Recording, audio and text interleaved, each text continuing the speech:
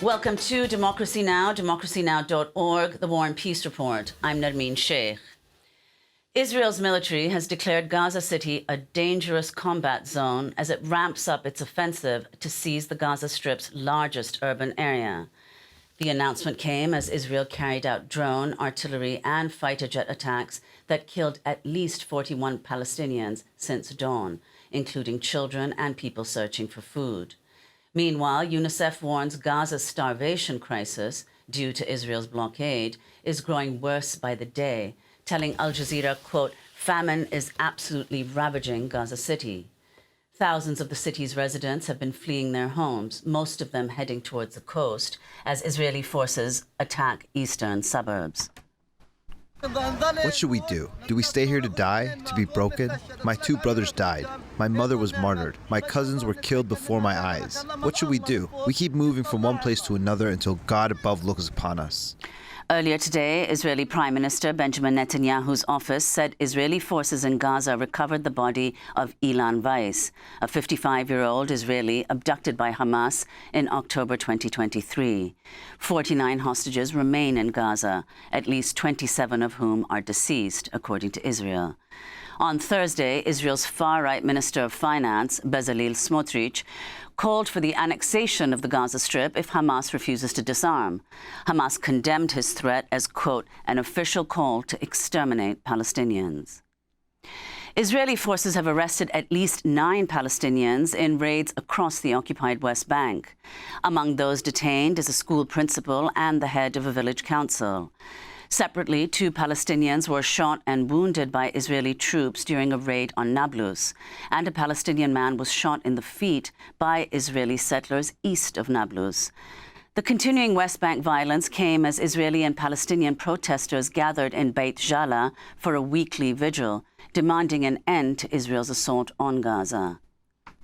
We're here, Israelis and Palestinians from Combatants for Peace, in a joint vigil mourning the children of Gaza, thousands of children that have been killed. What was their crime? What did they deserve? Their futures have been stolen, and we're here to mourn them and to say no more. More than 1 million people have been displaced in Pakistan after the worst flooding in more than 4 decades.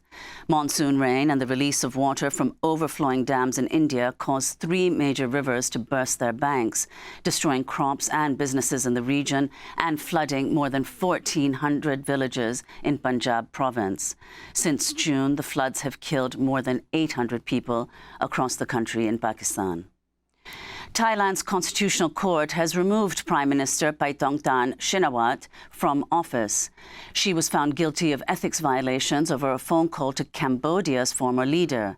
In a leaked recording of the call, she criticized the Thai military's conduct in clashes with Cambodia last month. Paetongtarn is the 5th Prime Minister since 2008 to be removed from office by Thailand's top court. 2 Lebanese soldiers were killed and 2 others were injured Thursday when an Israeli drone exploded in South Lebanon. This comes as Israel attacks Lebanon almost on a daily basis, despite reaching a ceasefire agreement with Hezbollah in November. Meanwhile, the UN Security Council voted unanimously to end the UN's peacekeeping mission in Lebanon over the next 2 years. Currently, about 10,000 peacekeepers are stationed in southern Lebanon. In the past, the UN has accused Israel of firing on its peacekeepers in the region. This comes as the US has been pushing for Hezbollah to disarm. Lebanon will reportedly present a plan this Sunday to encourage Hezbollah to surrender its weapons, after which Israel is expected to offer its counter-proposal to withdraw from Lebanon. In Minneapolis, family members have identified the 2 students killed Wednesday when a shooter fired over 100 rounds through the window of a church at the Annunciation Catholic School as children and other worshippers gathered for the first Mass of the new school year. 8-year-old Fletcher Merkel loved his family, friends, and, quote, any sport he was allowed to play. And 10-year-old Harper Moisky was described as a, quote, bright, joyful, and deeply loved 10-year-old who adored her big sister. 15 other children and 3 adults were wounded in the attack. On Thursday, Health and Human Services Secretary Robert F. Kennedy Jr. said, without evidence, that he was looking into psychiatric medications as a cause of mass shootings. He repeated the unsubstantiated claim in a Fox News interview. Launching studies on the potential contribution of some of the SSRI drugs and some of the other psychiatric drugs that might be contributing to violence. Kennedy's comments drew backlash from Democratic lawmakers. Minnesota Senator Tina Smith wrote on social media, quote, "I dare you to go to Annunciation School and tell our grieving community, in effect, guns don't kill kids, antidepressants do. Just shut up. Stop peddling BS. You should be fired," Senator Smith wrote, using the expletive for BS. On Thursday, elected officials gathered at Minneapolis City Hall to demand immediate action on gun control. This is Congressmember Ilhan Omar. This is something that is simple. A simple ban to make sure people who should not have access to these weapons do not get them, and then cause harm and trauma for generations to come in our communities. It is a simple ask.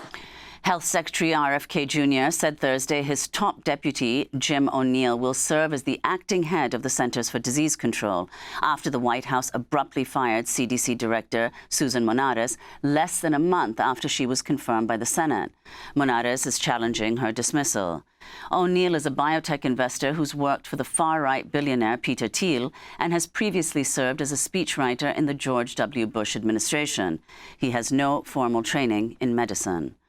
The New York Times is reporting that the Trump administration fired Monares after she declined to fire agency leaders or to accept all recommendations from a vaccine advisory panel stacked by RFK Jr. with anti-vaccine activists. Meanwhile, staff at CDC's headquarters in Atlanta staged a mass walkout Thursday to support senior officials who stepped down in protest against RFK Jr.'s actions. Infectious disease experts Dimitri Daskalakis, Daniel Jernigan and Deborah Hootie thanked colleagues and promised to keep fighting to protect public health. Whether it's preventing overdose, chronic disease, stopping Ebola at its source rather than letting it come to this continent, you are the people that protect America. And what makes us great at CDC is following the science. And so let's get the politics out of public health.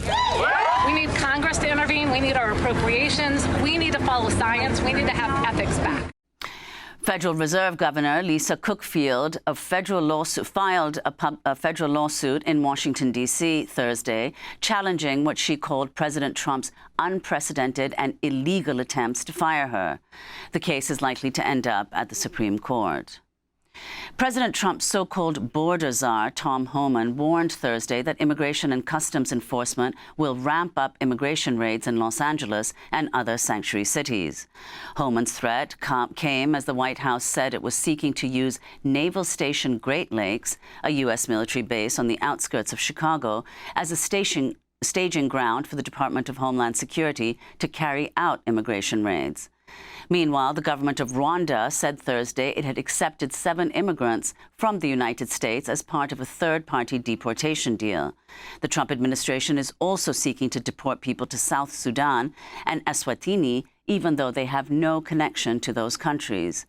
Meanwhile, in Florida, officials are reportedly emptying an immigration detention camp in an Everglades swamp dubbed Alligator Alcatraz by Republicans after a federal judge ordered much of the facility to be closed over environmental violations.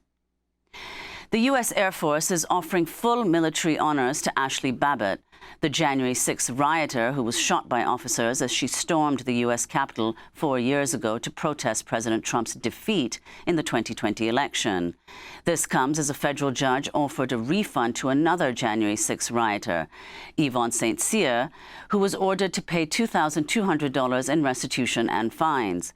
She had her felony conviction dropped by Trump in a blanket pardon of January 6th rioters. The Trump administration says the United States will withdraw from a UN review of its human rights record. Under the Universal Periodic Review, all 193 UN member states are required to present their human rights record for peer review every 4.5 years. This is the first time the US or any other UN member has refused to participate. In a statement, the ACLU said, quote, "This move is a chilling attempt to evade accountability, setting a terrible precedent that would only embolden dictators and autocrats and dangerously weaken respect for human rights at home and abroad." Republican lawmakers in Texas have advanced a bill to expand abortion restrictions. On Thursday evening, the Texas House of Republicans voted overwhelmingly in favor of House Bill 7, which allows private citizens to sue anyone who manufactures, distributes, mails, or provides abortion medication to or from Texas. Plaintiffs winning their lawsuits would receive a cash bounty of at least $100,000. The bill now heads to Texas's Republican-controlled Senate. In a statement, the ACLU of Texas said the legislation would, quote, "fuel fear among manufacturers and providers nationwide, while encouraging neighbors to police one another's reproductive lives, further isolating pregnant Texans and punishing the people who care for them." Ahead of the Labor Day weekend, President Trump signed an executive order Thursday stripping union protections from federal employees. Under the order, several government agencies, including NASA, the National Weather Service, and the Office of the Commissioner for Patents, will end their collective bargaining agreements with unions. Trump cast his executive order as critical for protecting national security. On Thursday, members of 30 unions and organizations marched in Washington, D.C. to protest Trump's anti-worker policies. And the Reverend Al Sharpton led hundreds of demonstrators for the March on Wall Street Thursday to protest President Trump's assault on diversity, equity, and inclusion programs and his attempts to control Democratic-led cities led by black mayors. New York State Assemblyman and mayoral candidate Zohran Mamdani marched alongside Reverend Sharpton and Martin Luther King III. The other mayoral candidates, Governor Andrew Cuomo and Mayor Eric Adams, did not attend the march. This is Zohran Mamdani addressing the crowd in Lower Manhattan. As we stand here in the wealthiest city, in the wealthiest country in the history of the world, as we stand here by Wall Street, where last year they had more than $40 billion in bonuses. We ask ourselves, how is it that 1 in 4 New Yorkers are still living in poverty? We ask ourselves, how is it that we have still yet to answer the question that Dr. King posed all those decades ago? Because what he said then and what we must answer now is, what good is it to have the right to sit at a lunch counter if you can't afford to buy a hamburger? That was Zohran Mamdani speaking at a march Thursday. Thanks for watching Democracy Now! On YouTube. Subscribe to the channel and turn on notifications to make sure you never miss a video. And for more of our audience-supported journalism, go to democracynow.org, where you can download our news app, sign up for our newsletter, subscribe to the daily podcast, and so much more.